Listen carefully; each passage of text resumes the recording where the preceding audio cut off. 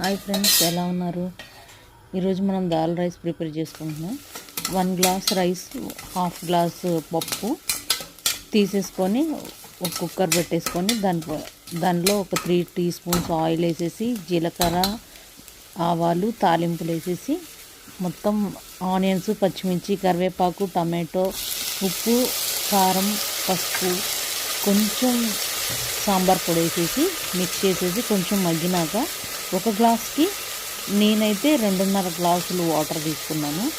నేను టోటల్గా 5 cups of water వేసాను, కొంచెం సాల్ట్ వేసాను, అది స్కిప్ అయింది. ఇంకా 5 విజిల్స్ రానిచ్చేసేసి మనం దించేసుకునేటప్పుడు కొంచెం చింతపండు రసం, కొంచెం కొత్తిమీర వేసేసి మనం సర్వ్ చేసుకుంటే సూపర్గా ఉండే దాల్ రైస్ రెడీ.